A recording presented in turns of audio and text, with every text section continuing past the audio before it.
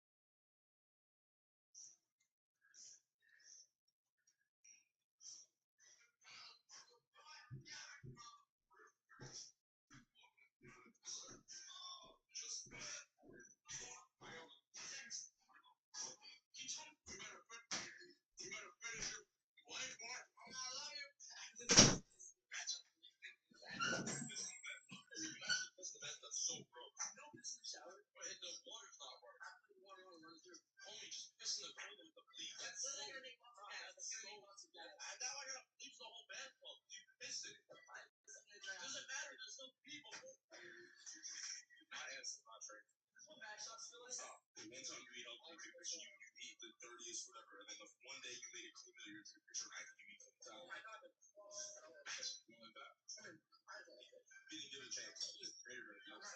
You think a salmon even knows what a cow is?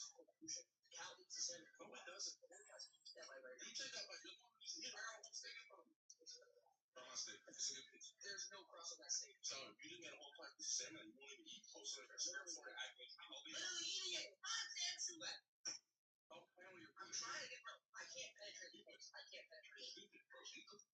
Stop being picky. Like, what if we were dyers? It took me about 30 minutes to get the pieces on. And a little tight. I'm definitely going to need the sauce big. If he eats 50s on shoulder press, I'm going to get the chicken nuggets from Wendy's. I don't think he can hit 50s on shoulder press. But he's been cool. So. Sorry. This one? It's set, though. A set? I can do a set of 50s. What's your goal this year? Wait, see, I never had 50s. When you were 14, you cannot even talk to people. You should not be talking to women if you're even close to hitting 50 on them. You need like 2 more years to like get thought.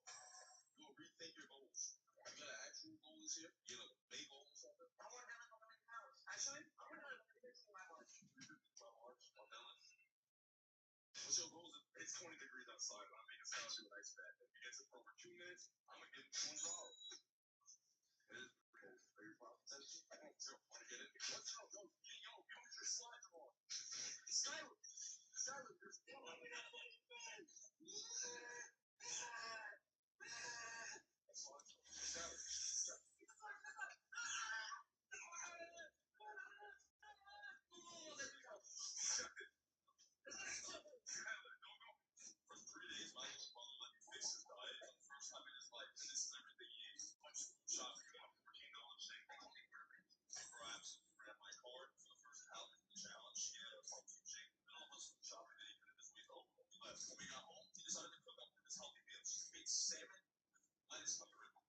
Salad. Eat salmon. He barely, after that, didn't get a yogurt, just protein in it. It really good. When we got home, Mama Chef thought me and Skylar had her chicken with rice and broccoli. It wasn't a bad meal, so I let it slide. Then after dinner, for dessert/nighttime, he consumed the whole entire cup of tabletop ice cream. As one of his alternatives, as I even asked how sweets. For breakfast, Skylar had 3 pieces of toast with an egg in the middle of it. But I let it slide. I didn't do Skylar had steak and rice. Technically, kept it simple. Best meal there is. That's everything Skylar ever said. Yes, he should be more, but he just doesn't like healthy food. Maybe he doesn't like to cook, and he has to talk about alternatives. Are you ready to get into it right now? Yes, before like 25 pounds of it, I'm getting right into it. I didn't even think of it. But how I transform my little brother's life this year, how you can do the same. Skylar was 5. No, you're so. How do we pull this shit off? Skylar wants to find his max on incline bench press, and we've never done that before. So we're going to see how it goes. When's the last time you bench? I don't even want that. I don't even know. 1 second. Pull-up contest. Whoever does 160 seconds finds the other person to keep it. Bro, I'm really learning something. If I even know this start to do a minute, you can hop off the bar. You can do as many as you want. But you can take a rest on it. You can do 2 and then get all the way. That's 3. I know that here. Sure. Here you go.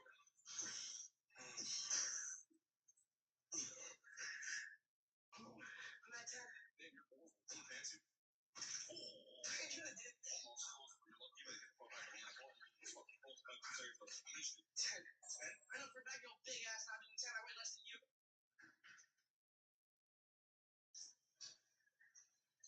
That's 7. I'll take a nap real quick. I know. Isn't it crazy how much I eat? You want to give me some food tonight? I'm not getting shit. You're eating tapas. Wait a minute. We're over. I win. I'm swallowing my dead bar. The minute ended 10 seconds ago. I was finishing my nap. Pause. How? That's why you push the phone. That's what?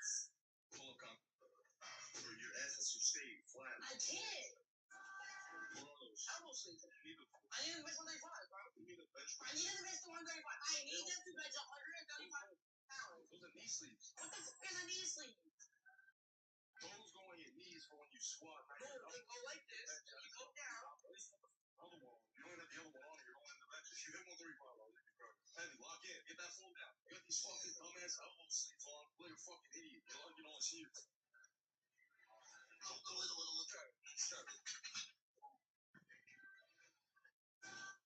My little brother controlled my diet for 48 hours. I've never let him.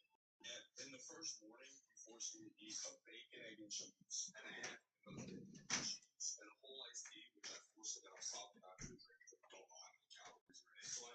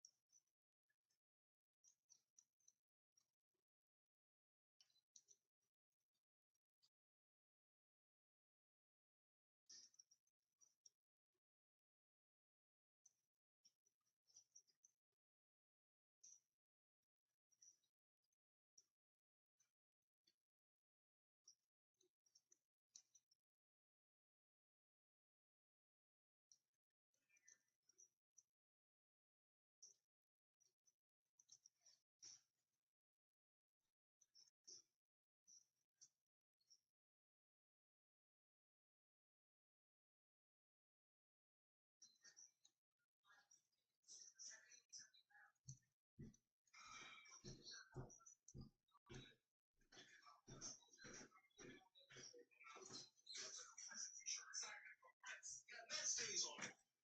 Besides that, why are you wearing it? What is that t-shirt? Why didn't you tell me that the stains on it? Why didn't you tell me you brought a t-shirt that doesn't look good on me? So you worn that is horrible. Give it to me. Let me put it on. This should fit me better. Dad! Stop. You ain't do shit. I really hope these stains are all like that. This shit looks way better on me.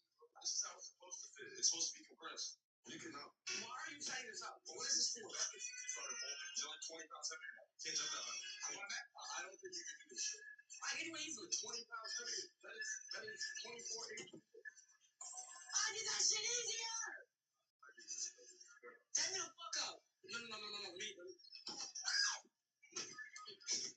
Why are you saying this out? What is this for? You're like 20 pounds heavier now. Can't jump that high. I want that. I don't think you can do this shit. I can do it easily. 20 pounds heavier. That is 24 8.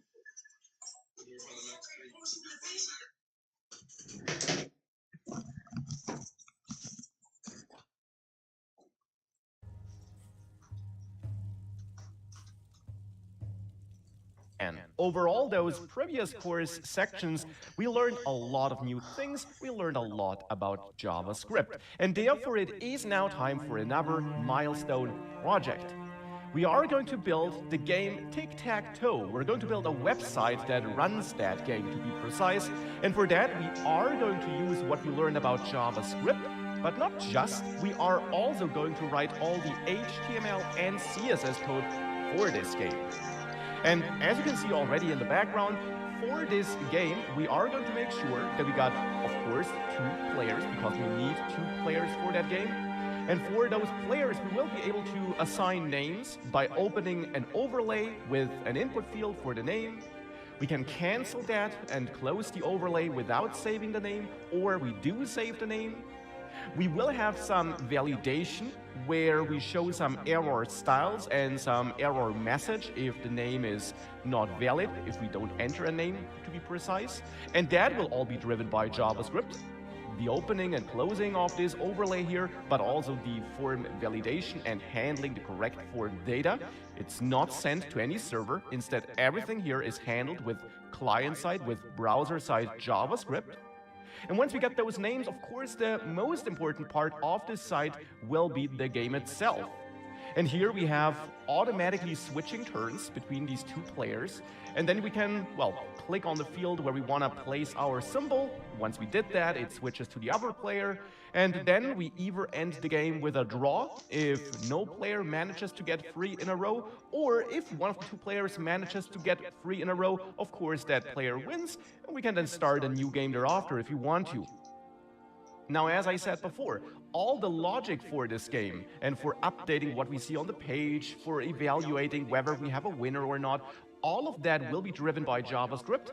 And therefore, in this course section, we are going to apply all these things we learned about JavaScript in conjunction with what we already know about HTML and CSS. But the focus definitely is on JavaScript. Now, as with all those milestone projects, this section here is generally optional, as its main goal and its main focus is that we just apply what we already know, that we practice what we learn, and that you see all those concepts in the context of a more realistic project. But there also is some new content in this section, some concepts which simply make more sense to be introduced in such a real project. And to be precise, there are two main new concepts we are going to dive in. One of them will be handling the form submission with JavaScript.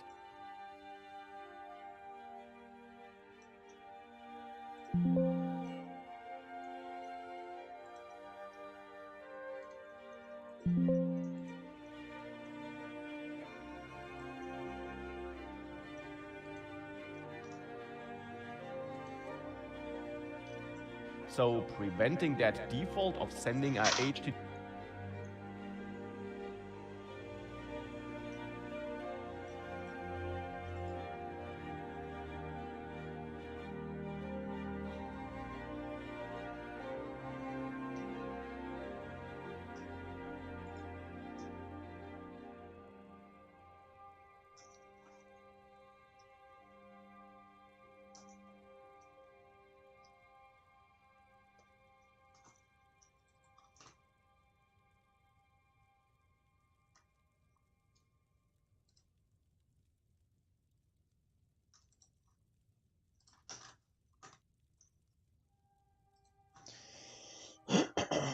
request to a backend, which we don't have yet. That will be one thing. And in conjunction with that, we are also going to learn about a different way of creating JavaScript objects. And the other main concept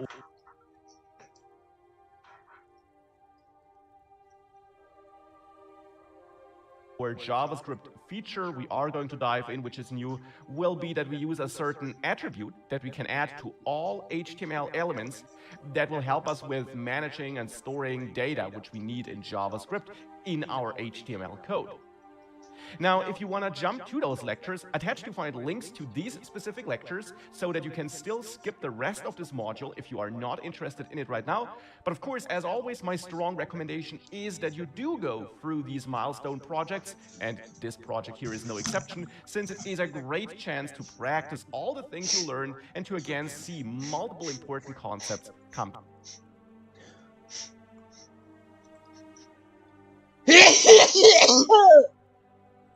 together.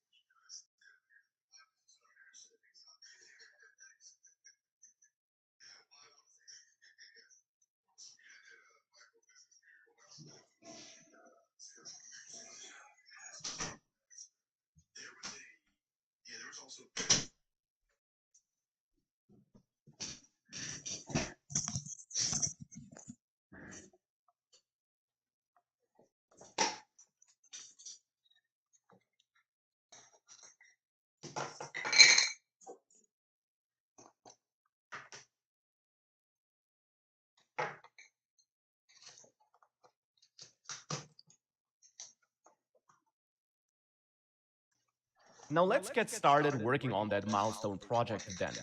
And for that, I first of all want to plan the project. I want to have a look at the different features we'll need and what will be important for those features. And we can simply go through this finished project from top to bottom, and I'll not talk about all the different HTML elements we'll need, but instead about the main features that we can see on this page. And here we can see that it will all start with that configuration area where we see the two players and where we can configure the names of those players. And we do that with help of an input field inside of a form, and that form is loaded in such a modal overlay. So such an overlay window, so to say. And therefore, we will have to write all the HTML, CSS code, and JavaScript code for that overlay. And then we also have to validate the user input and show some feedback if an empty form is submitted, for example. And of course, we want to update the player names and save the submitted input if the input is valid. So that's the first major feature we can see on this page. The next feature is that once we are happy with our players, we have that start game button, and here we will now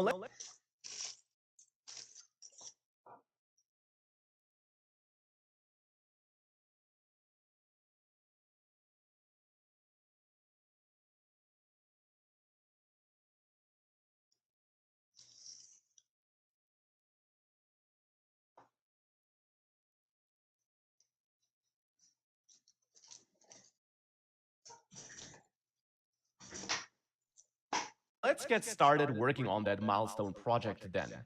And for that, I first of all want to plan the project. I want to have a look at the different features we'll need and what will be important for those features.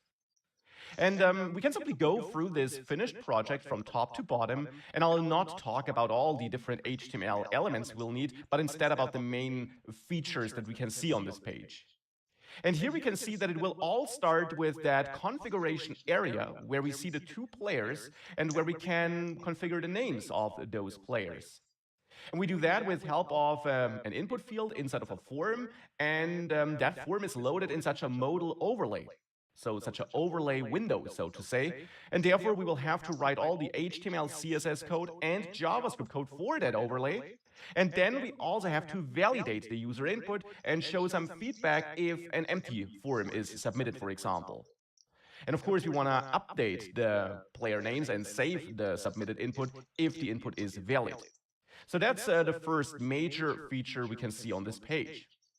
The next feature is that once we are happy with our players, we have that start game button, and here we will need to make sure that this button clears the existing game board if we had a running game already, and or the game over message we might be seeing, and that we make sure that the game overall, this game field, is initialized correctly. Then, of course, we have to implement the turn-based game. Now let's get started working on that milestone project then. And for that, I first of all want to plan the project. I want to have a look at the different features we'll need and what will be important for those features. And we can simply go through this finished project from top to bottom, and I'll not talk about all the different HTML elements we'll need, but instead about the main features that we can see on this page. And here we can see that it will all start with that configuration area where we see the two players.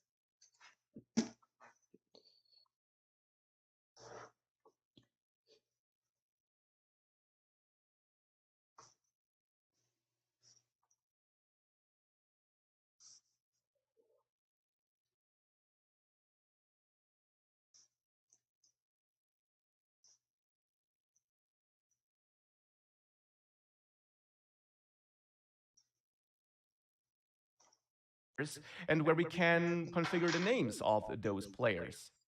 And we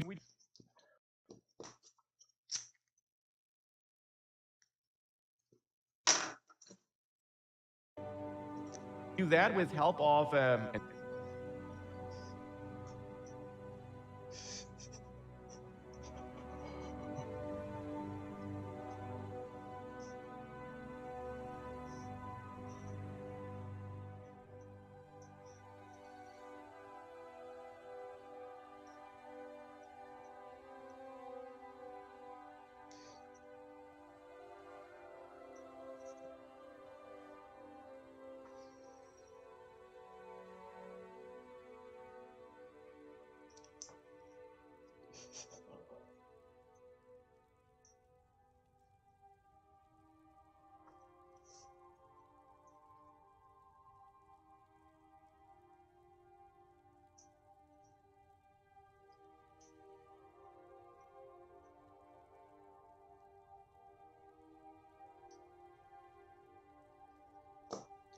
an input field inside of a...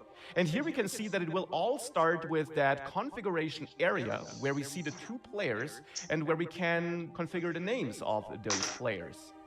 And we do that with help of an input field inside of a form, and that form is loaded in such a modal overlay. So such an overlay window,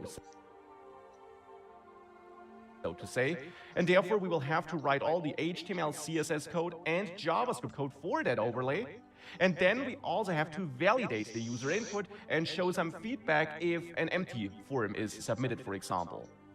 And of course, we want to update the player names and save the submitted input if the input is valid. So that's the first major feature we can see on this page. The next feature is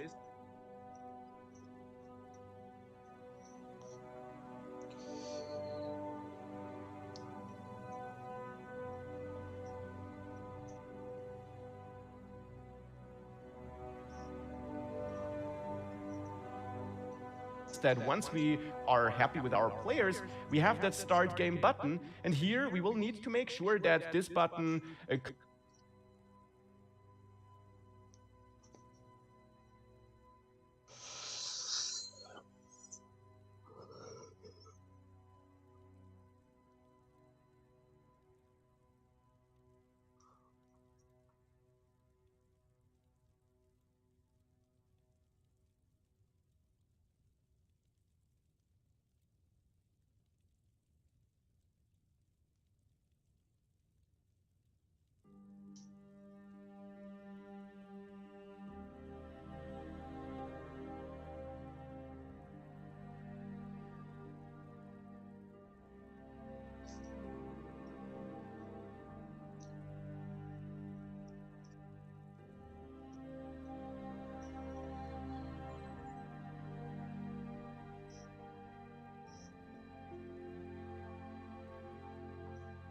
clears the existing game board if we had a running game already, and or the game over message we might be seeing, and that we make sure that the game overall, this game field, is initialized correctly.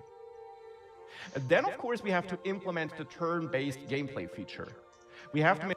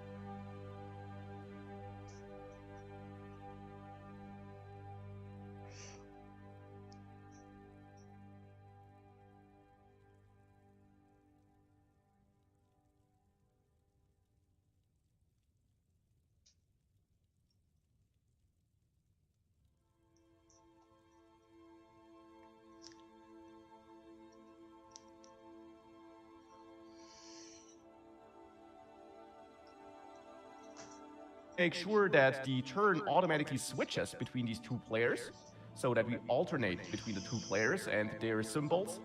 And then related to that, we have to make sure that we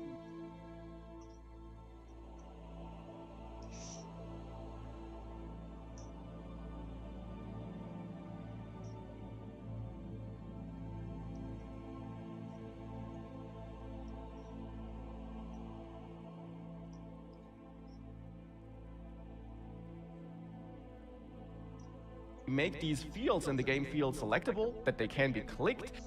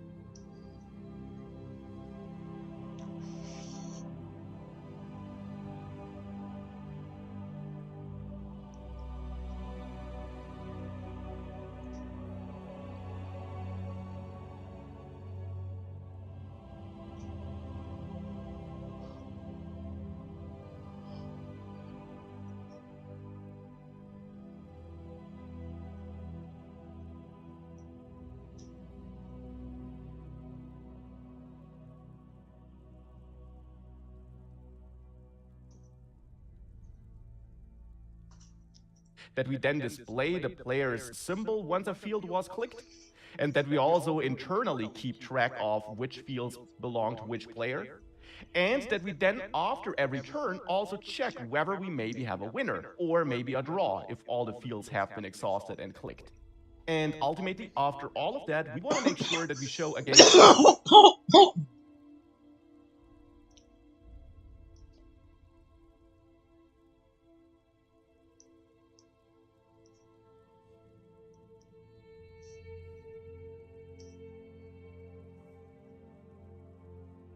window where we either inform the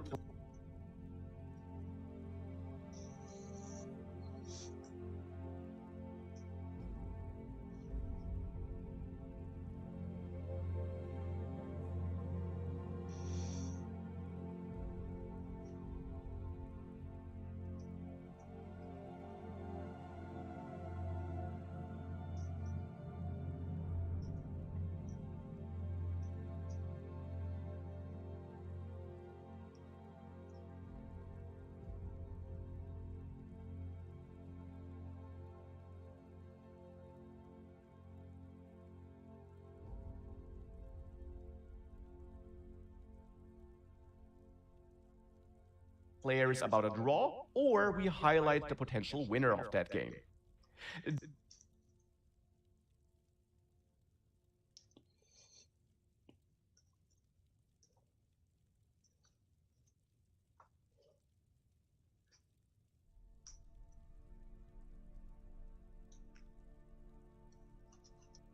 These are the main features we have here, and these are the features we are going to work on throughout this course section. Now, you already saw how the finished project should look and feel like, and of course, as always, feel free to get started on your own, try to build and implement as many of these features as you can, and then, of course, make sure you follow along with me so that we can build this together, you see my approach, and we can then finish this project together.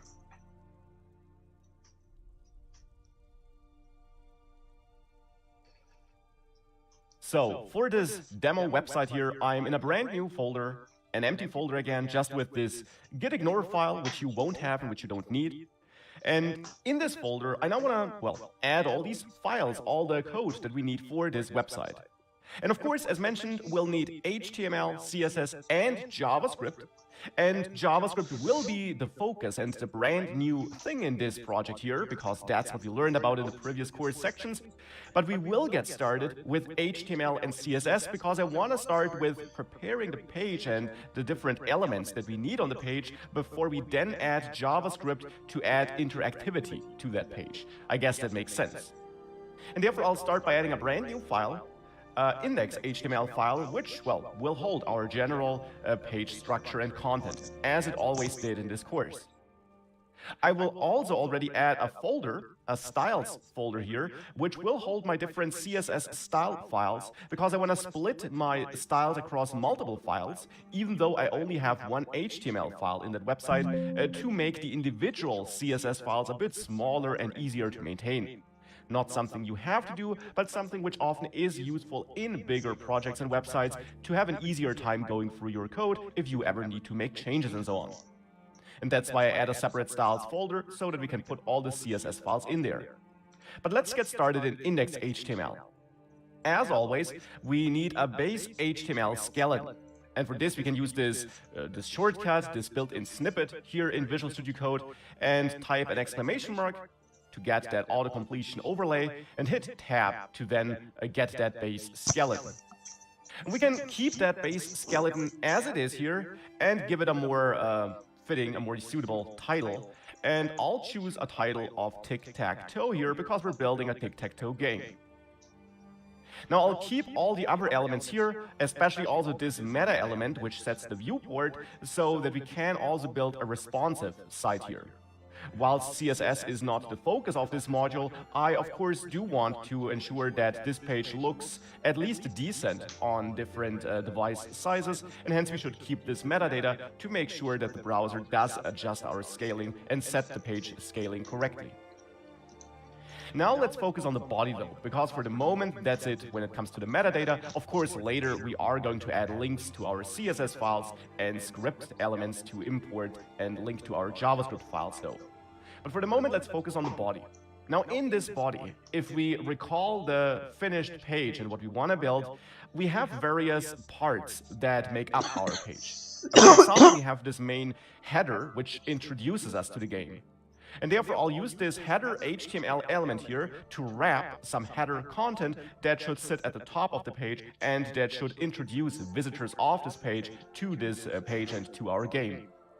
And in this header, I simply want to have my main page title, h1 element, therefore, where I say play tic-tac-toe, because that's the title of my page. And then below that, a paragraph where I want to say build with HTML, CSS, JavaScript, and, of course, lots of love, because we love what we do. And that's then my main header. Of course, this has nothing to do with the game itself, with the core game logic, but it describes our website and tells the user what this website is all about. It's a great introduction, therefore. But the main part of our page is the game and the configuration area for that game. And that's why I'll then add my main element here to wrap that main content. And here in that main content, I in the end want to have two main sections. And for this, we have that section element, which is very fitting. That's a great HTML element, which we want to use if we want to group different pieces of content and different HTML elements together, because they make up a part of our main content, a part of our website. And here I want to have one section for the game configuration and then one section for the game itself. And therefore, as a little annotation, which we then also could use for styling, I'll add an ID here, the ID attribute to this section, and give this an ID of game configuration. And then I'll add a second section, which should contain the actual game field, and I'll name this active-game. So I'll give this an ID of active-game. And of course, these IDs are not technically required, but we can use them for styling, and they can also help us as a developer, or other developers looking at that code, with understanding that code and with understanding our content here. Now in this game configuration section, I want to actually not get the player's configuration for this game, but just output the chosen configuration, because the actual configuration should be fetched with help of a little overlay, which we present. Now I'll add the structure and the HTML code for the overlay in a second. For the moment, let's just output the information that we fetched. And for this, I'll use an ordered list. And it's an ordered list because I have player 1 and 2, and whilst we also could use an unordered list, and it really doesn't matter too much here, if we think about it, if we have a player 1 and 2, then we have some kind of logical ordering, and hence our ordered list instead of an unordered list makes more sense to me. And we'll then have two list items, one for every player, and the first list item is about the first player, of course, and to describe this player, I'll wrap it into an article, which is not required, and that's true for a lot of HTML elements, as you learned, but which is semantically a bit more correct in my opinion, since we can now clearly wrap a standalone piece of content on our page with such an article. Because we want to use the article element whenever we have some content that basically works standalone, that could describe an entity. And here we are describing a player, and hence wrapping this data into such an article is something we can do here, but it would also not be horrible or wrong if you don't add this extra article wrapper. But here I will add it, and then in there I'll add a h2 element.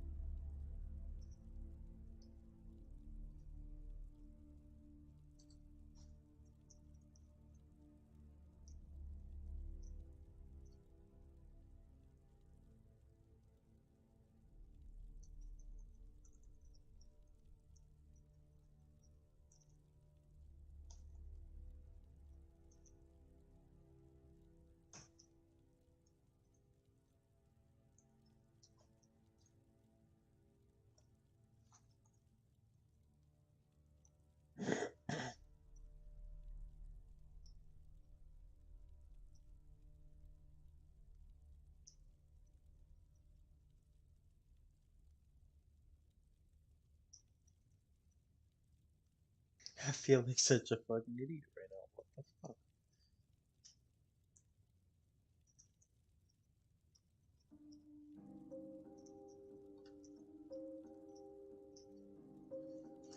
As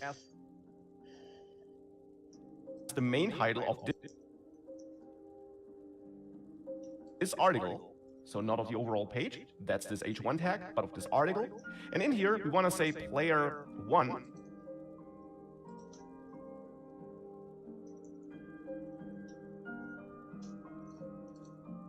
And then below that, output the actual player name.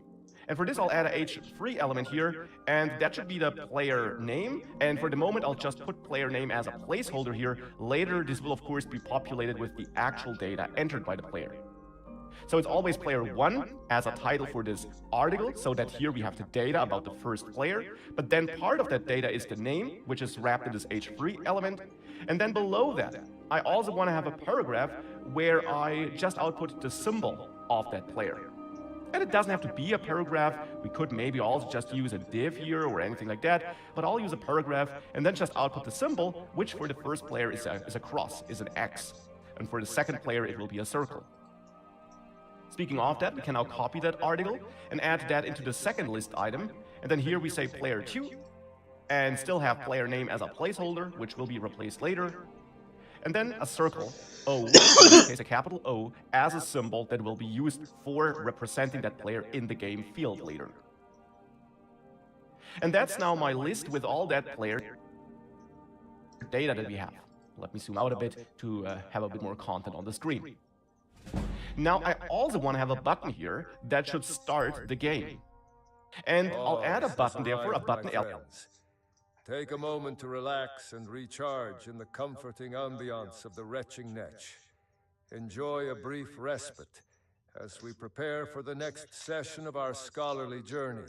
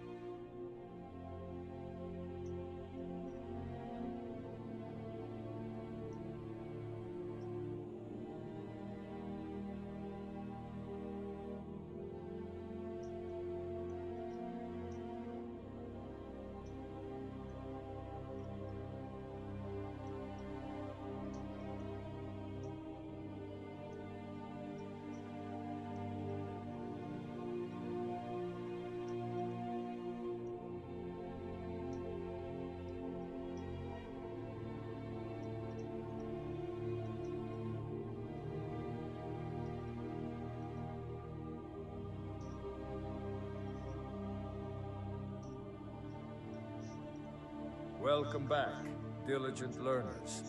I hope you've had a restful break. As we transition to our next location, envision standing on the sturdy city wall, overlooking the town of Raven Rock. Get ready to absorb knowledge while enjoying the breathtaking view of Raven Rock and the coastal landscape.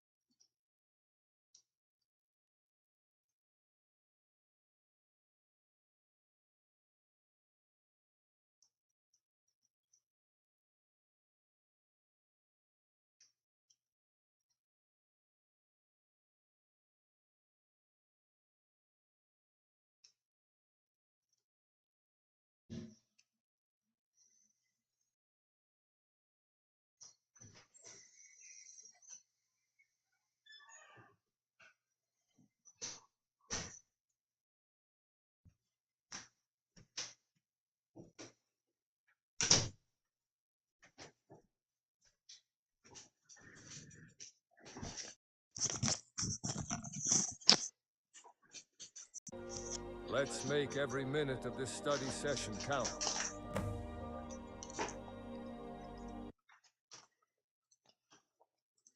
Element, but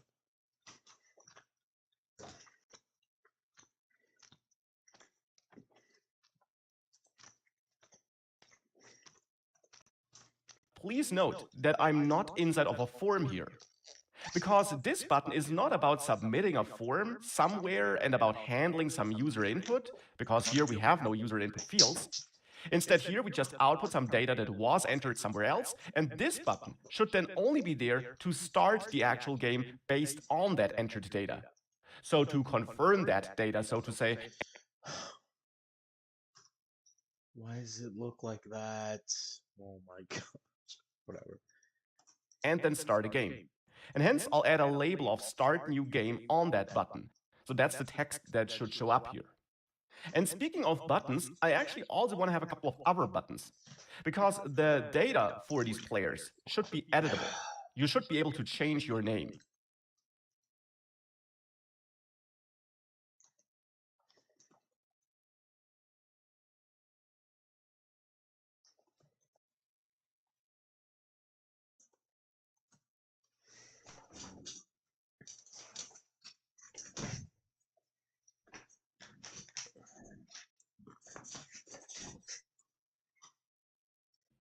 And therefore, I'll actually also add a button here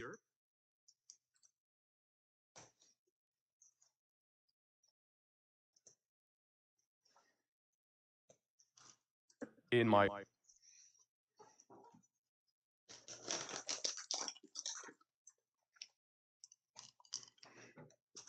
player 1 article, where I just say edit.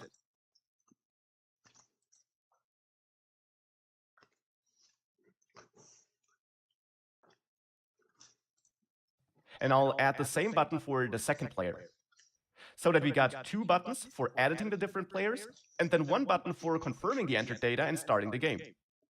And of course, the idea behind the game, by the way, is that you play it together with a friend on one and the same machine, because it runs in the browser only, and we have no multiplayer game server behind the scenes that would synchronize data.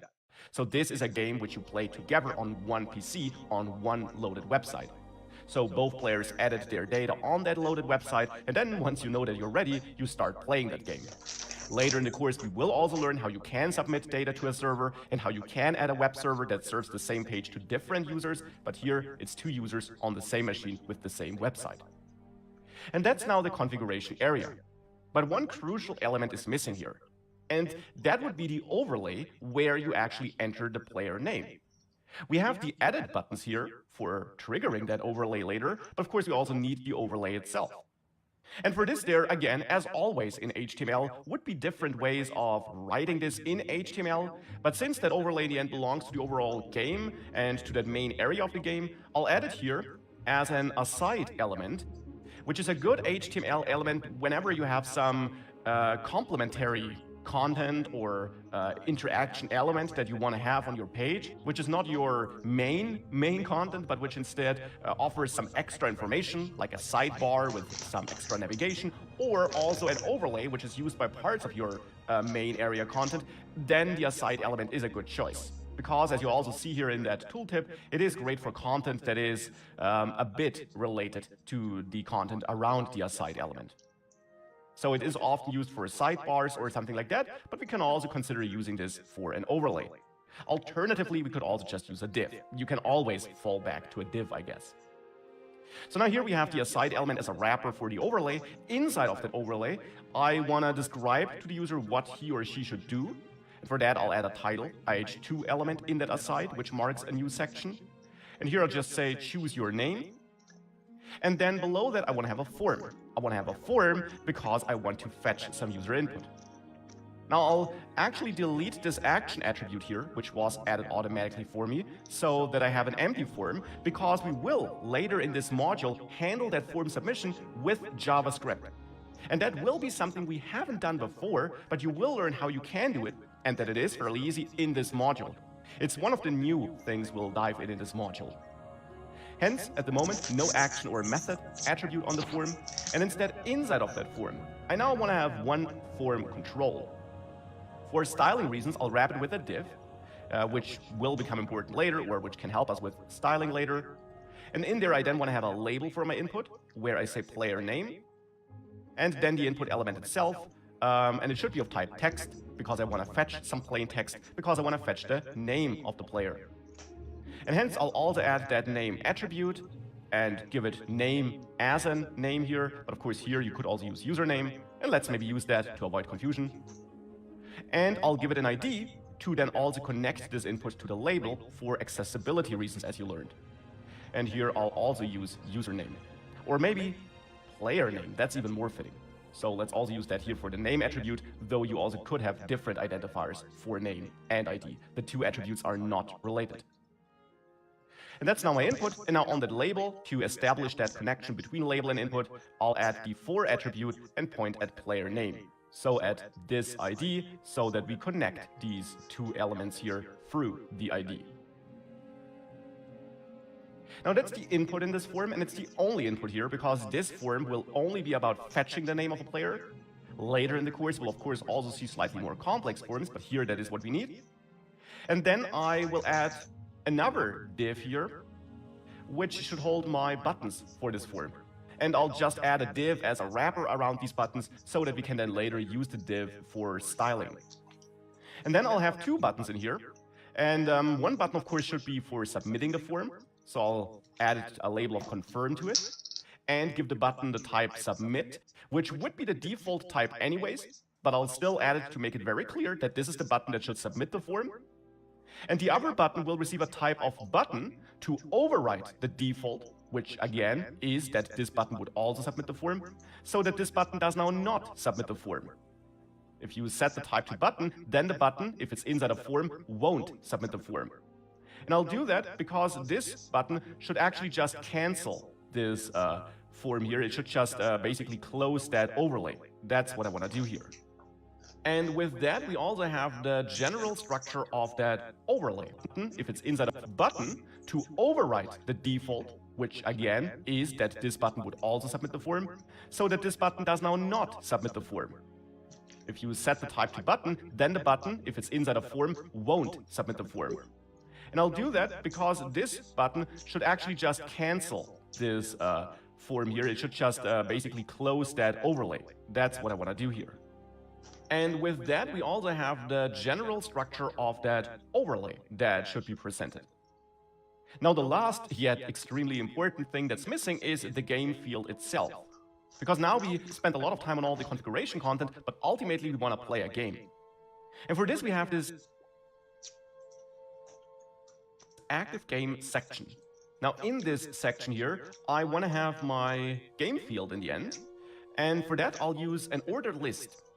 Because if you think about the tic-tac-toe game field, it in the end is just a list of fields. And it's an ordered list because the order matters. We need to keep track of the order to know who won. So it's an ordered list, and it's then an ordered list with 9 list items. So here I'll then add 9 list items.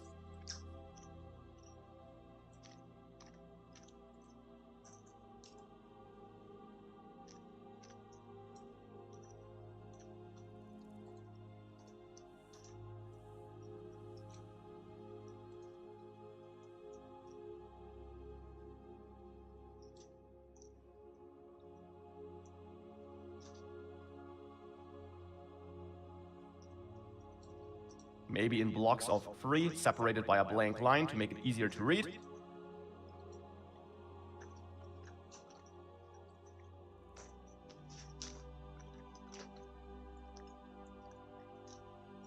Other than that, this blank line has no effect, it's just there to improve readability. And now we have 9 list items here, which we'll then use in our game. So that will be our actual game field. And above that ordered list, I'll add a paragraph where I want to say it's your turn, and then I'm going to output the name of the player whose turn it currently is. And for that, I'll add a span here so that we have an element which we can target with JavaScript later to change that player name dynamically. And after that span, I'll add an exclamation mark, so some plain text, but an exclamation mark as a character, and then in there I'll have the player name, and that player name should change with every turn. That's why we have that span. And to then be able to select the span conveniently in JavaScript, I'll add an ID and set the ID to active player name, and then we'll be able to get access to get hold of that span through JavaScript and update the value, the name, inside of that span whenever the turn changes. Ultimately, we also want to be able to end the game. We want to have a winner eventually. And for this, I'll already add a little extra article here above my game field, which should say you won, like that. And then below that, I'll add a paragraph where I say click start new game, click start new game above to start a new game.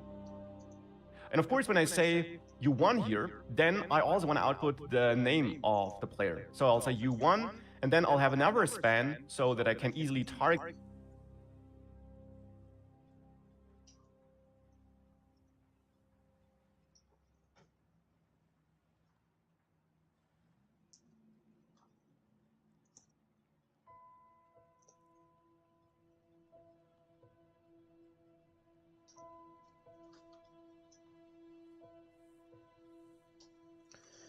Get that player name and update that player name.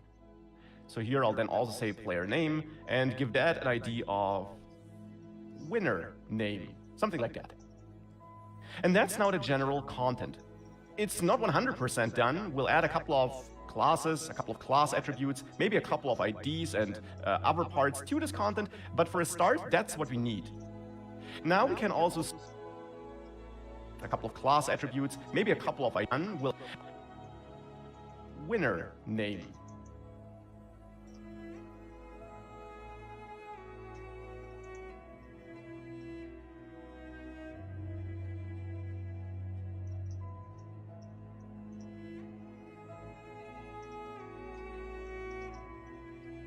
Something like that.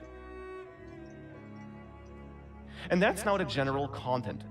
It's not 100% done. We'll add a couple of classes, a couple of class attributes, maybe a couple of IDs and other parts to this content, but for a start, that's what we need. Now we can also start our development server, our live server here, by right-clicking on that file and loading that.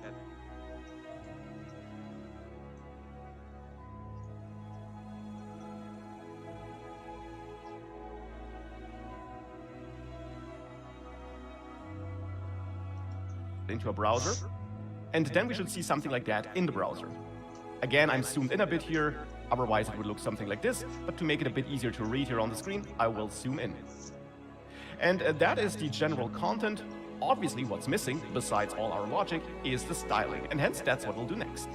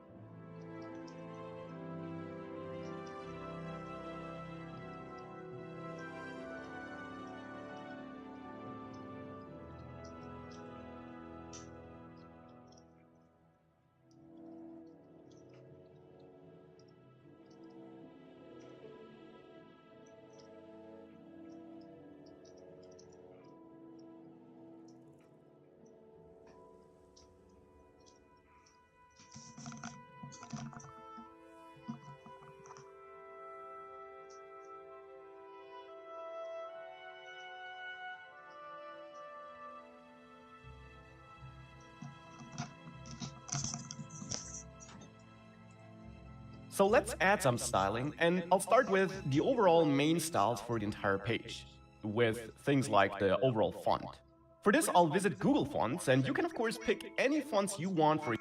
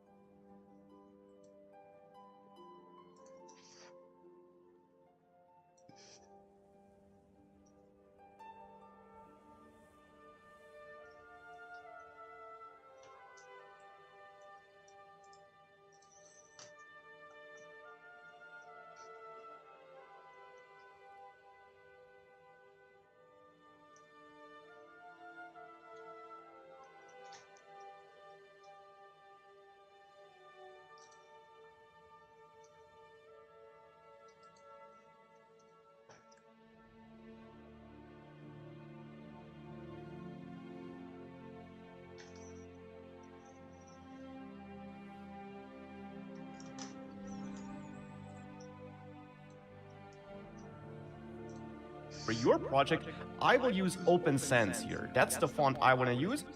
So I'll click on that, and then choose the regular version, and also add the bold version, so 400 and...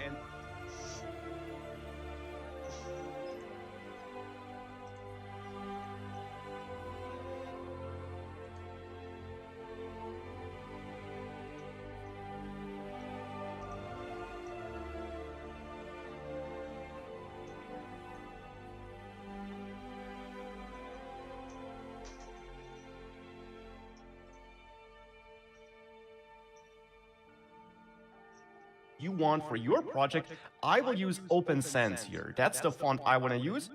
So I'll click on that.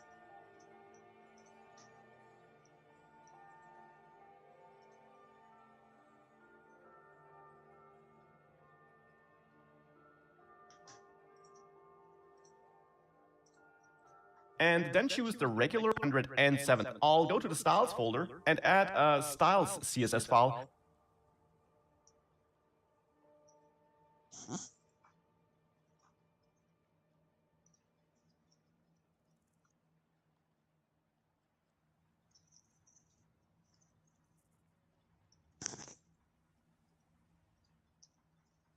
The fonts added, I'll go to the Styles folder and add a Styles CSS file, which will be my main Styles file.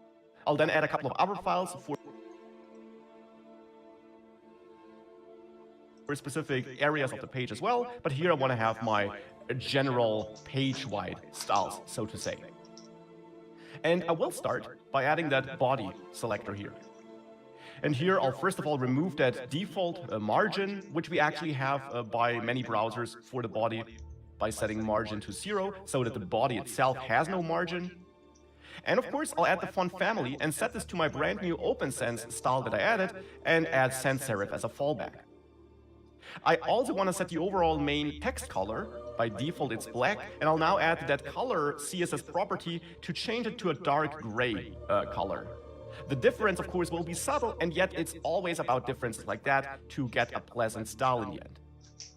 And here I prepared a little color off screen, which is RGB, and then 444144.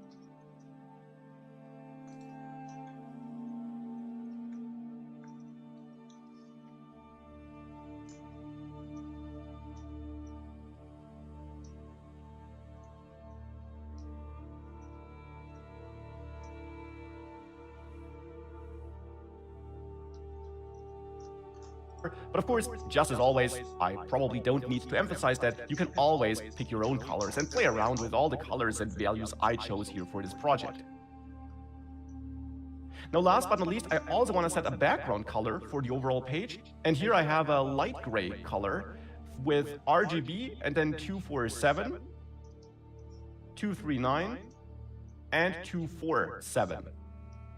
And if I save this and go to index.html and add that styles file with a link, which we of course have to do, then we should see these styles. So therefore here in index.html, I'll add my link here by typing link and hitting tab. And I then want to import from styles CSS. If we save that and go back to our page, now we have the light gray background with a slight purple note, and we have a different font and also a slightly different font color, though of course that's hard to see. So that's now my body style. I also want to style my main header already, and for that I'll actually give it an ID, main-header, so that I can easily target it. It actually is the only header I have on this entire page, but we could easily have a couple of other headers. For example, we could wrap this h2 element in the aside with a header for semantic reasons. We don't necessarily need to do that here, since we only have that main title here, and just having that like this in aside is absolutely fine, but it could easily be the case that we have multiple headers on the page, and therefore it is not a bad idea to assign a unique ID to that main header, so that we then can use that ID to add the main header styling. And therefore in styles CSS, I'll add the ID selector for the main header ID, and then actually give that a purple background color, which I prepared in advance. And that is 140.0255. And the text color therefore should be white so that we have some contrast. I'll also add some padding to that main header, and now for that padding, I want to have 2 rem top and bottom, using this rem unit here so that we base the actual spacing on the font size that was chosen, so that we have the extra adaptation here in case users do change that default font size, so that our spacing between text and the borders of the box still look good in such scenarios. And for left and right, I will actually use a percentage value of 5%, so that the gap between the left border of our screen and the start of our content in the main header, and the same on the right side, gets bigger on bigger screens, so that our header content doesn't sit directly on the edges of large screens, but that instead we always have a nice gap to the left and right, no matter how large the screen is. And then, as a last step, I'll add text align and set this to center here in main header, so that all our content here is centered. And if we save that and reload, we got this main header where our content is centered. And of course, again, as always, you can fine-tune this. You could also add a linear gradient instead of a single background color. But since this isn't primarily about CSS, I want to keep it simpler and instead just add some basic styling that looks good, and then move on to JavaScript in the next step. Now, the next thing I want to add here in the style CSS file, therefore, is some styling for my buttons. And that's now important. We got a couple of buttons on this page. Here are the buttons that will later be in our modal, in our overlay, the edit buttons, and the start new game button. And the buttons actually should have a similar style. Now, since they should have a similar style, we could just select the button element itself with that tag type selector here and style all buttons in the same way. We could do that and it wouldn't be bad. But I actually want to have some buttons that look different, specifically here in that overlay, where we have the cancel and the confirm buttons sit next to each other. It doesn't look that great if those buttons have exactly the same style. Instead, the cancel button should look slightly different than the confirm button. And therefore, not all buttons will look the same. Instead, I want to add a base button look that can be applied to all buttons, and then define a slight variation that builds up on that base look that we can add to some buttons. And to achieve this, I will go for CSS classes here. Hence, in the CSS file, we add a dot and then the class name. And the class name is up to you. We then just have to add it to our HTML elements later. And I'll go for BTN, short for button, as a CSS class name. And I'll then also add another class, BTN alt, to define an alternative look for my buttons later. Now, in the main BTN class, I want to add some base styles, which then will only be overwritten by that alternative class selector here. Now, the main style for my buttons should be that the font is inherited. That means that the font family and so on should be inherited from the surrounding container, and therefore ultimately from the body, instead of using the browser defaults, which would be a different font family. Buttons have a different font family. So that's the first thing which I want to do here. I also want to change the padding and add a padding to top and bottom of 0.5 rem and left and right of 1.5 rem. And these are just some values which I found to look good, that's why I'm using them. Of course, we could also use the longer form of padding and explicitly set padding top and so on, but I'll use the short form, which allows me to set top, bottom, left, right in one go, as we did it multiple times in this course. Now, I also will set a background color here to my buttons, and here I want to have the same background color as for the main header, this purple color, so I'll just copy that. And I'll also add a border of 1 pixel solid and that same color, so that we technically don't see that border. The text color, which we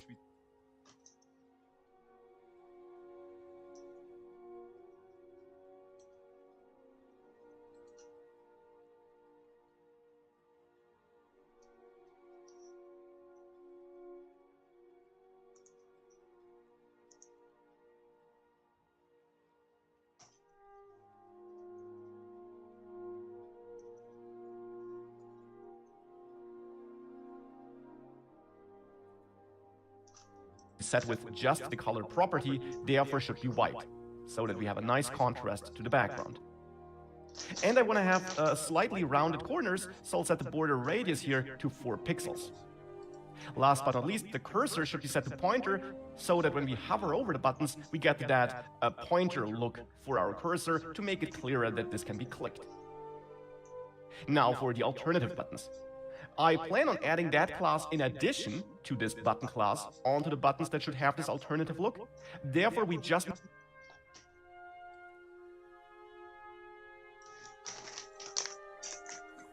need to override some of these CSS properties defined in the BTN class with new values here. And specifically, I want to get rid of the background color in the border and just have a colored text instead, to have a look that is sometimes called flat, where the button just is some text with space around it. And for that, I'll set background color to the special transparent class,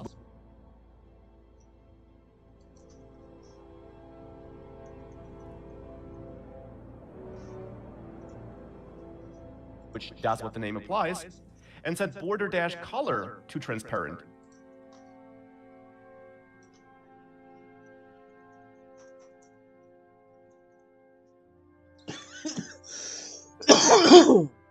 So that we technically still have a border of 1 pixel, but we won't see it. And then I'll set the text color to this purple Back in color action. here. I hope your pause. And these are is now a my breath button of fresh styles. air.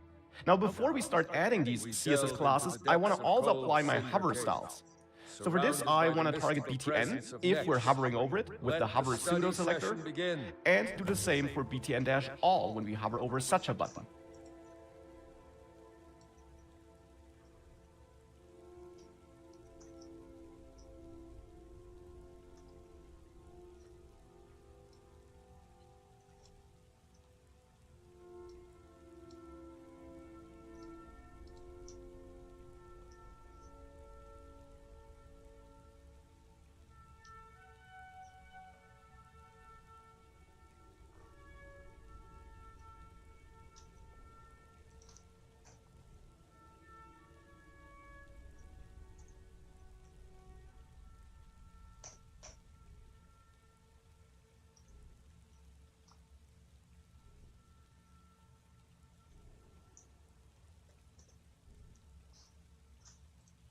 In case of the regular button, of the base button, so to say, I want to change the background color slightly. And for that, I'll start at that purple, and then just select a slightly different color, maybe a darker purple.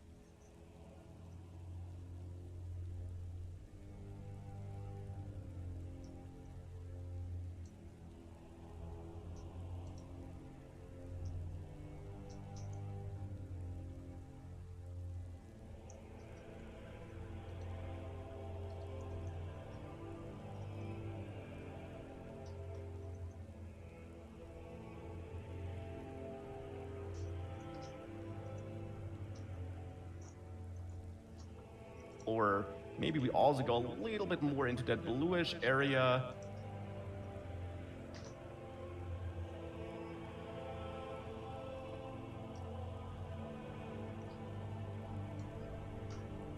And then pick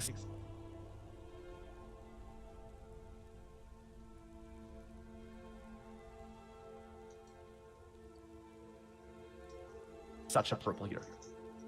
So that's my background color, and the same should happen for the border.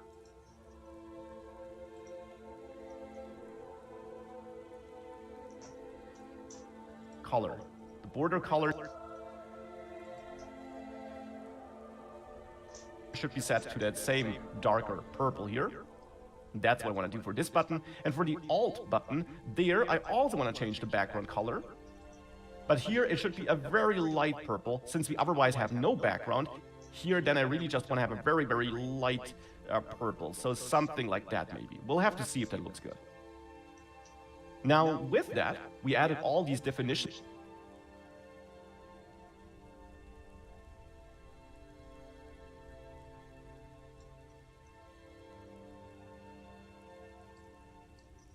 For these CSS classes. Now we can go to index.html and start adding those classes to the buttons that should have these looks, or to the elements in general that should have these looks, but here I only want to have that look on buttons. And hence I'll start with cancel and confirm here. The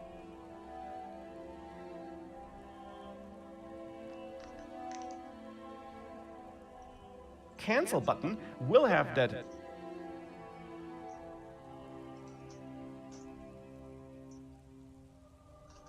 BTN base class. All buttons will get that, but in addition it will get the BTN alt class which we defined, to have this alternative look where we override some of the CSS properties. The confirm button will just get BTN.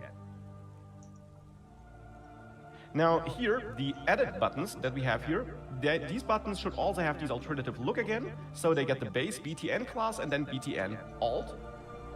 That's the case for the first edit button and also for the second button. And then for a start new game, I'll again just use the BTN class itself. With that, if we save and possibly reload, with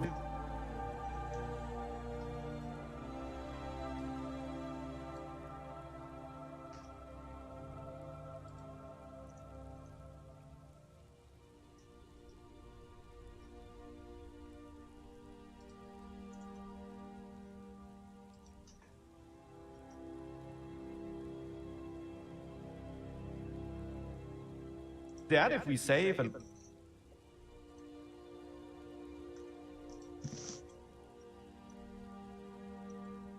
possibly reload, we should have that look. We can hover over these buttons.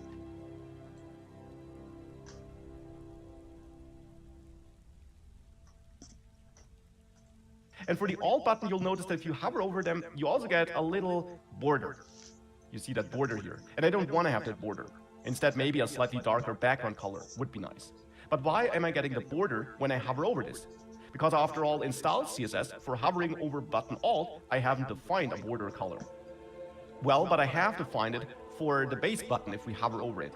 And keep in mind that this base button class is added to all these Alt buttons as well. Therefore, of course, the hover effect defined on the base button also applies here.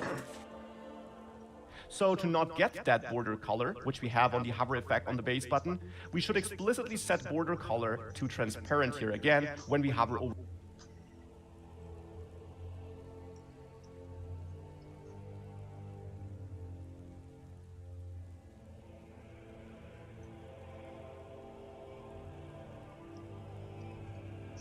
Our Alt button to again override the value that would be set otherwise.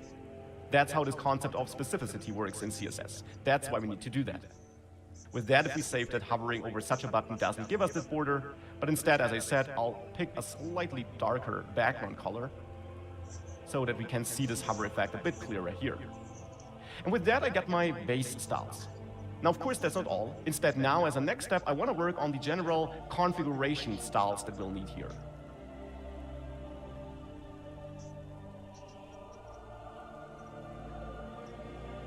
So let's now continue by styling this configuration area and the overlay here.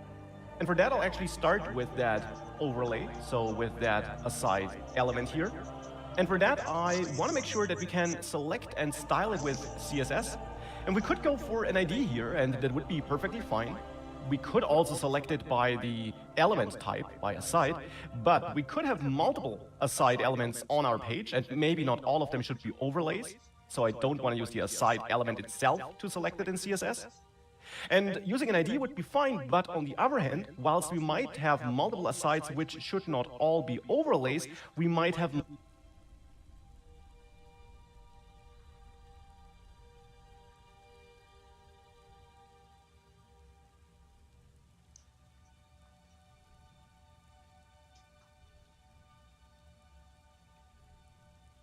multiple overlays in general on our page, simply different HTML elements which are styled as overlays. And therefore, to define a generic reusable CSS style, which we can attach to different HTML elements with different element types and different IDs, I'll go for a class here. So that even though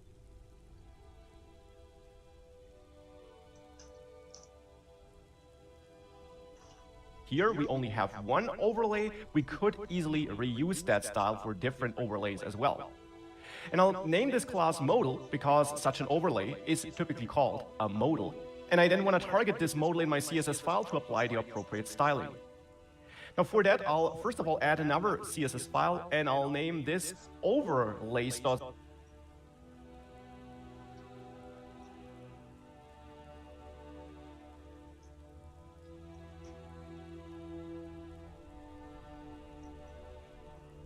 CSS, where I want to define my general overlay styles. Now that CSS file needs to be imported. We need to link to it.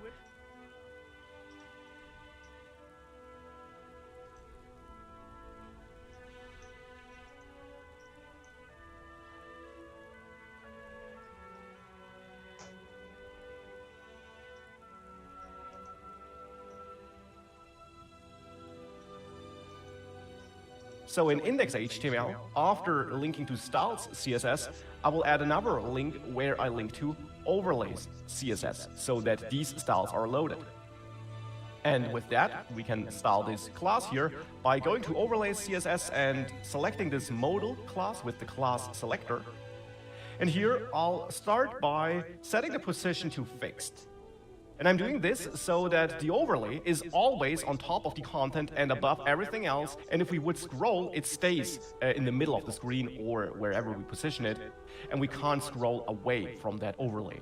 It should be placed in the middle of the screen, and it should be visible until we close it. That's why it's fixed, so that we can't scroll away. Now, when we use position fixed or absolute, we typically should use top and left and so on to tell CSS where the item should now be positioned. And here I'll set this to 20%, so that we move that modal 20% down from the top of the screen. And then I also set left, and here I want to move it 5% into the screen.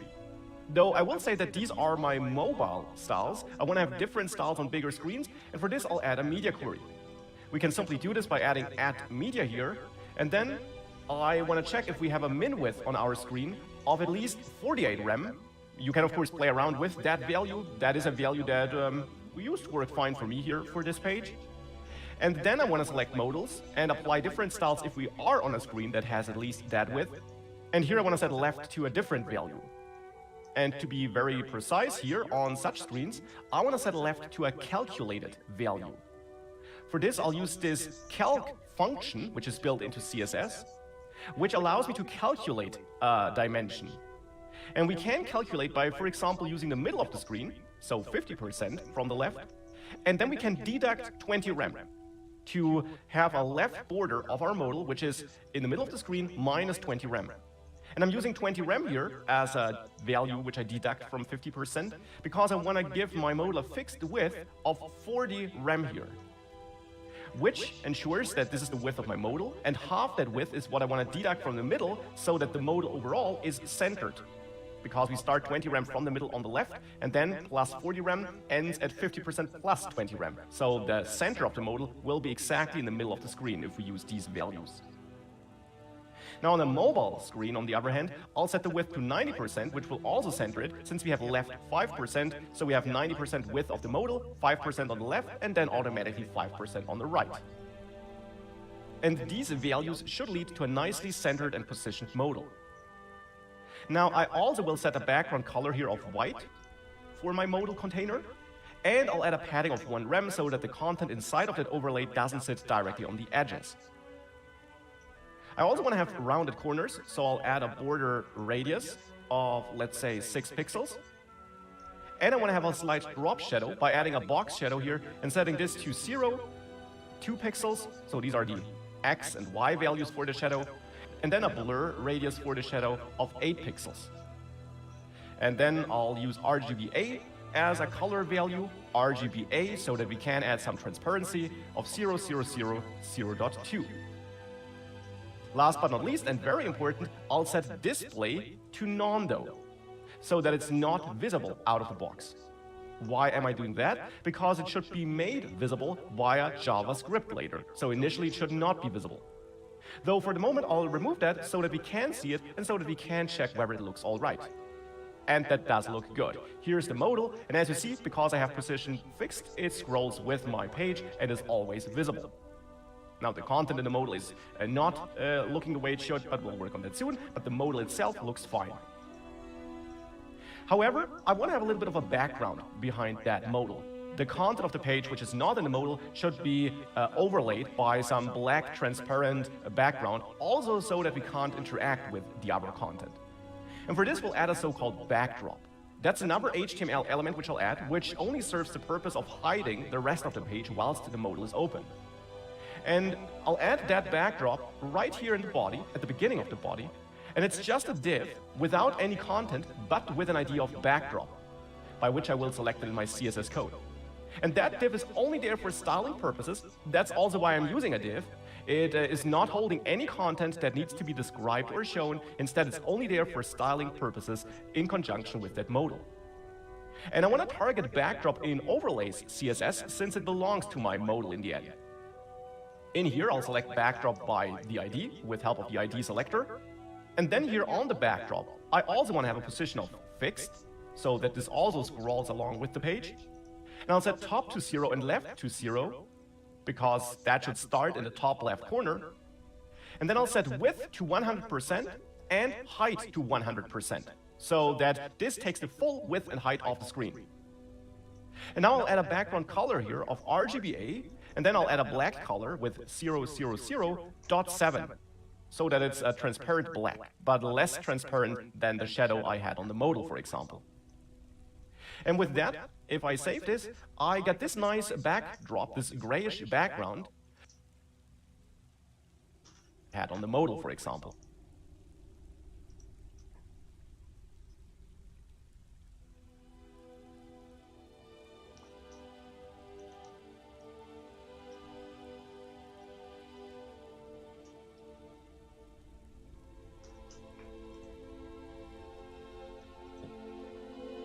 And with that, if I save this, I got this nice backdrop, this grayish background. And now I, for example, can't click Start New Game anymore because that background is in between. And now that is looking the way it should. Soon I will hide both the backdrop and the modal with display none as I showed you, but before we do that, I actually want to continue with styling the configuration items, the content of the modal, and also this list that summarizes the configuration. And only thereafter, once all of that is finished, I'll hide the modal and the backdrop. So let's continue with that overall configuration then. For that, I'll start with the content here in the modal, and there I'll start with that title, so with that H2 element that I have in here. And I want to get rid of some margin here, so that we have less space above the title. And for this, I'll add an ID here to this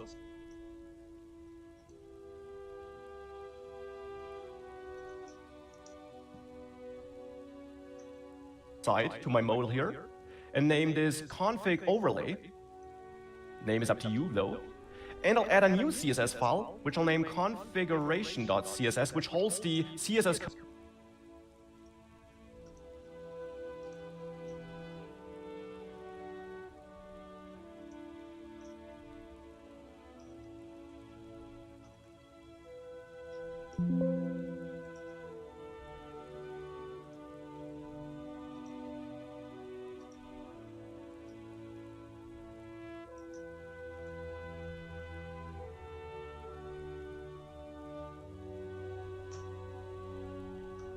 Code that is related to the configuration, but not to just the overlay.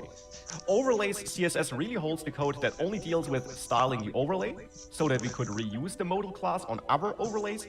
Configuration CSS is now specifically for the configuration part of this page. And therefore here in configuration CSS, I'll target config overlay, this ID which I added, and then the H2 element which is in there with this CSS selector. And then there, I want to use a margin, or I want to set margin, and set this to .5 rem, so that we have less spacing here. And to see this effect, of course, we have to go to index.html, and not just import and link to overlays CSS, but also to configuration CSS. Now with that, if you reload, that should look a bit better. Now, of course, I did not want to add a margin to the left, though, so I'll set left and right values to 0 here, by adding a 0 to the margin, and now it looks better. Now, I want to have some spacing around this input, and for that, I added this div around my label and input, and I'll give this a class of foreign dash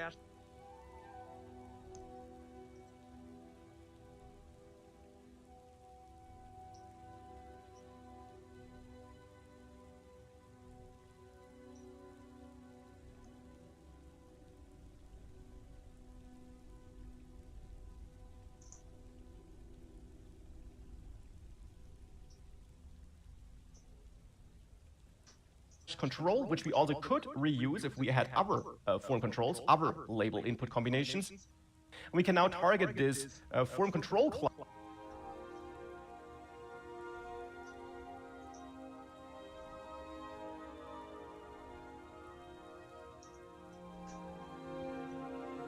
here in our CSS code. And then here simply add a little bit of margin of the .5 rem top and bottom and 0 left and right, so that that looks like this. Now I also want to change the look of the label and the input element, and for that I'll target form control and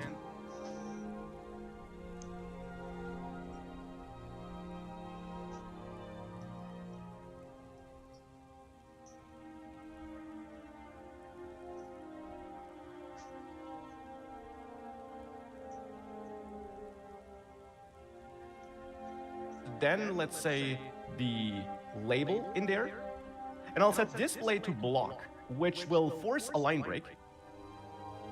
And I want to add a margin to the margin bottom here on the label of .5 rem, so that there's a little bit of spacing between the label and the input field. And I'll set the font weight to bold for the label, so that we have this look. And now for the input field, I also want to change the styling. So here we can target form control input, the input element in there. And first of all, inherit the font, because just like the button by default, we don't inherit our font. By default, it has some custom font family applied by the browser. Now I tell it to use the font family and the font styles defined on the parent elements, on the containers. And I'll also change the border to 1 pixel solid, and then I prepared a grayish color, which is 204, 204, 204 RGB. And I'll give this a width of, let's say, 15 rem, which should look decent, and some padding of .35 rem for some spacing inside of the input, so that it looks like this. Of course, you could also reduce the width of the modal, since this is now really a bit too big for this kind of input, but I will rather solve this in a different way.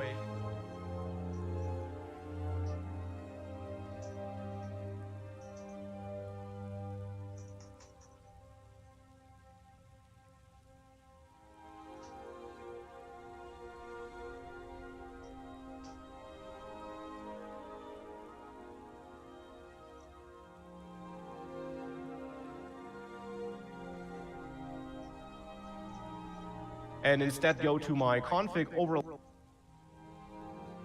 overall, which is my modal in this case here, and set text align to center here.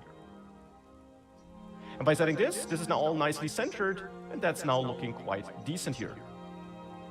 And that's now my finished input box here.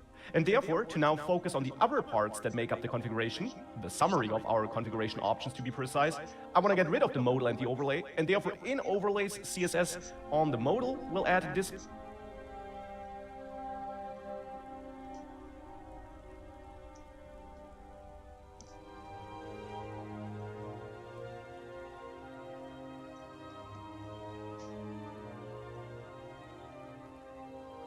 overlay non.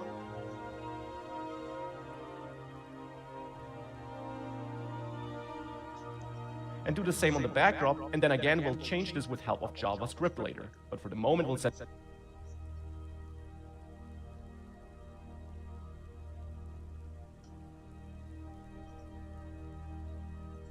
display to none on both, and with that, that is gone. Now let's focus on this part. Now for this part, of course in index.html we have this section with the game configuration ID, and hence it's this ID which I want to target to style these elements. And I'll just add these styles below the other styles in configuration CSS. You could group and sort your styles differently, but I'm basically going through these styles as they are applied on the page.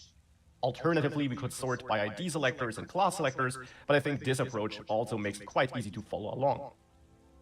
So here I'll target this game configuration ID, which we have here on this section, with the ID selector, of course. And then there, I first of all will apply a width of 90%, but a max width of 40 rem to get some responsive behavior without any media query, simply by restricting the max width. And then I'll add a margin of 3 rem top and bottom, and auto left and right to center this container.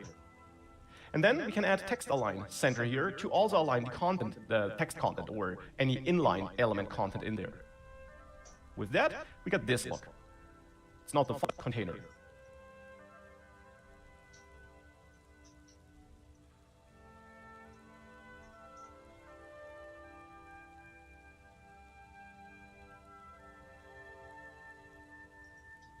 And then we can add text align center here to also align the content, the text content, or any inline element content in there. With that, we got this look. It's not the final look, but a first step. As a next step, element content.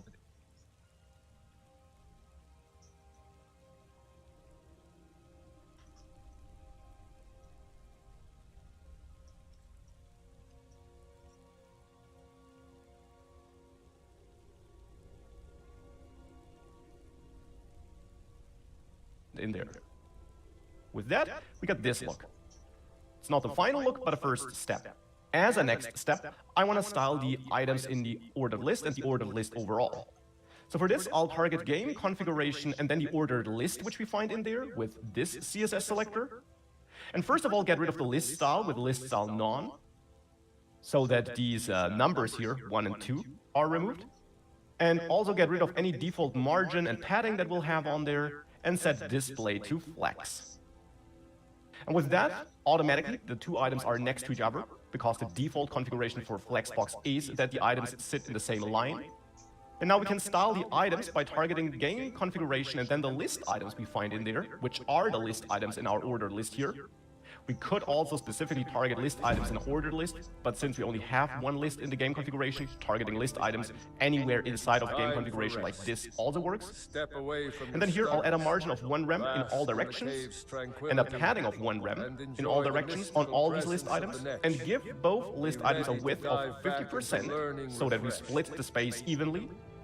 And then I'll apply a background color here, which I also selected in advance, which is a RGB color of 243, 227, 255, like that. And add a border radius of 4 pixels. Last but not least, I'll also add a box shadow, and here I'll just copy the box shadow from my overlay, which I have here, and apply this down there. I'll just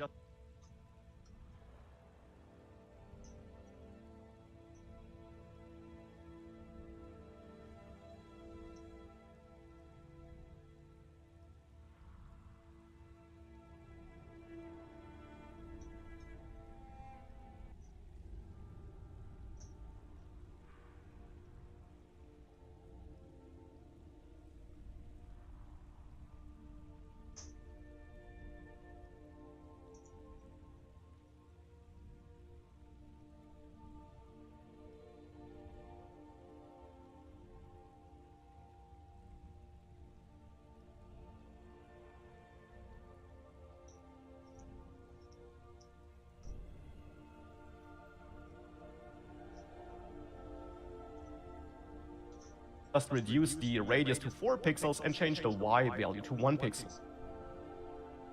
And with that, we got these boxes with the configuration summary. Now, I also want to slightly change my titles in there, specifically the player name, which will later be shown. And for this, of course, in my game configuration, I will target the H3 elements, because the only H3 elements which I have in a section with this ID are in my list items. And therefore here I'll target H3 elements in there, and then change the font size a little bit to 1.5 rem, and the margin to 0.5 rem and 0 left and right, and the color to RGB color, which I prepared in advance, which is 9446168. And for that to really look good, I'll also target the H2 element, which sits right above the H3 element here, which says player 1 or player 2, and I'll shrink that a little bit, even though it's a H2 element and the other one is a H3 element.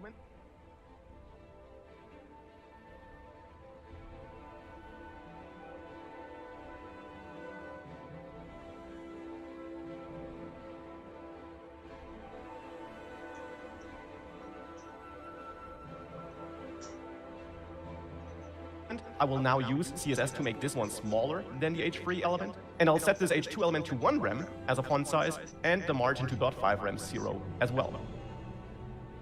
With that, this looks quite decent, I would say. Last but not least, I want to change the style of these symbols that are being used, and that's just a regular paragraph which I have here. We could give this paragraph a class, and actually that's what I'll do, so that if we had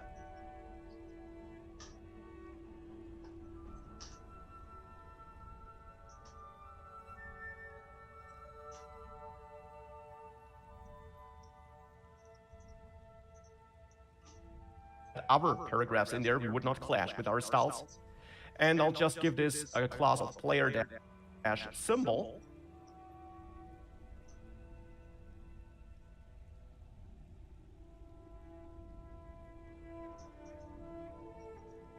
And apply that here on that other.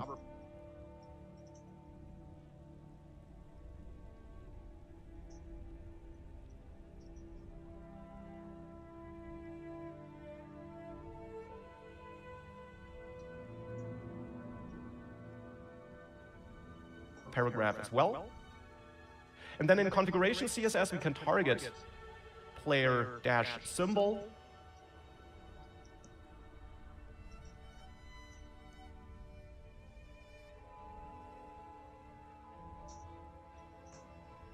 Like that. And now change the font size to 2 rem, so make it really big. Change the font weight to bold so that it really stands out. And give it a color of RGB. And then here I prepared 47482. And with that, that doesn't look too bad. I want to reduce the margin a little bit though. Mesmerizing runic door together.